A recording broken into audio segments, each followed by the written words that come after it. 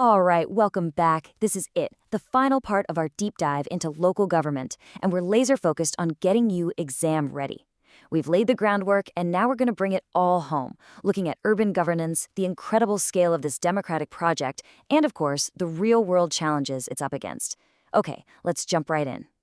And hey, a quick heads up. If you're just jumping in now, I seriously recommend you check out parts 1 and 2 on the A1 Institute channel. We go through the whole history and the rural side of things, and trust me, it provides the perfect foundation for everything we're about to cover today. It'll give you that full 360-degree view. So here's our game plan for today. We're breaking this down into 4 key modules.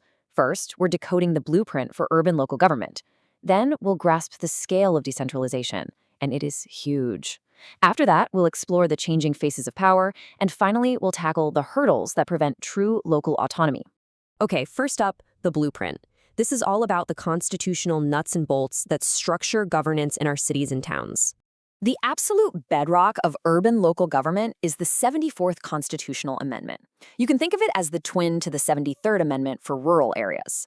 Its whole purpose was to push democracy down to the very grassroots in our cities, creating what we call nagarpalikas.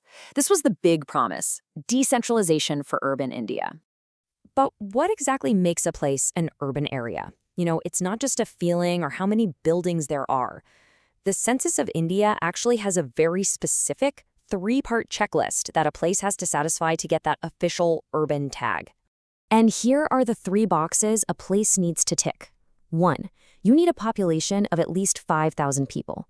2. The local economy can't be all about farming. At least 75% of the working men need to have jobs outside of agriculture. And 3, it's got to be reasonably packed, with a population density of at least 400 people per square kilometer. A place has to meet all 3 of these to be called urban. Let's move on, because I want to talk about the sheer scale of all this. Putting these amendments into action across a country the size of India wasn't just a policy change. It was, and still is, a democratic experiment on a scale we've never seen before. Just try to wrap your head around this number for a second. Across every local body in the country, rural and urban combined, we have more than 3.2 million, that's 32 lakh, elected representatives. This is a massive, massive mobilization of democratic power at the ground level. And what's truly amazing?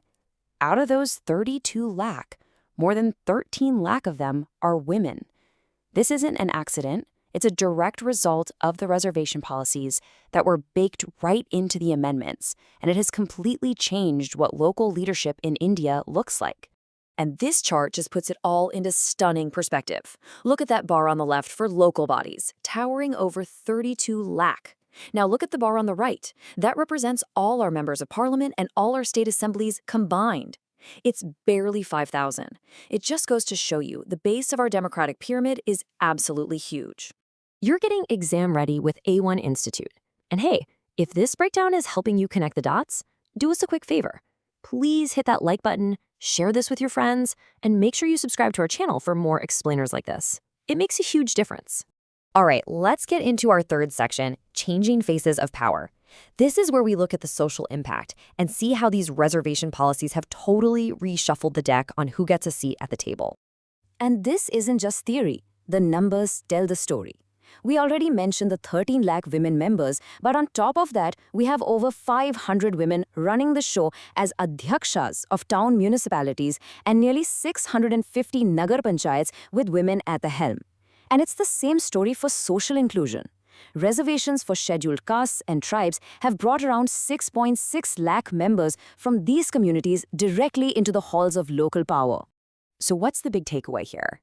It's that these policies have fundamentally changed the social DNA of our local governments.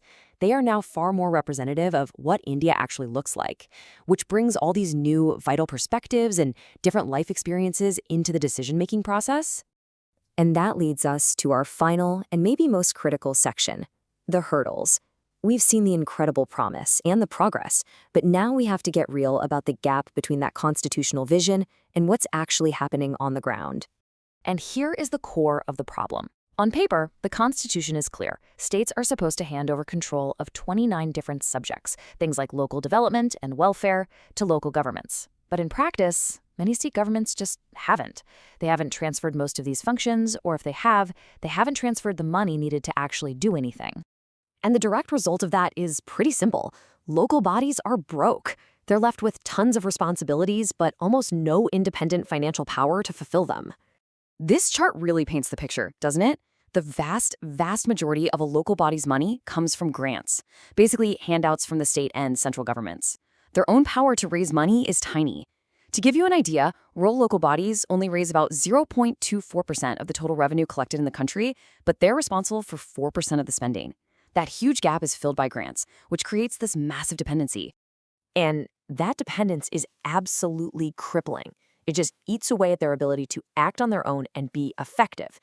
It's so serious that it leads some people to argue that the whole gigantic exercise of electing millions of representatives becomes, and I'm quoting the source material here, somewhat symbolic.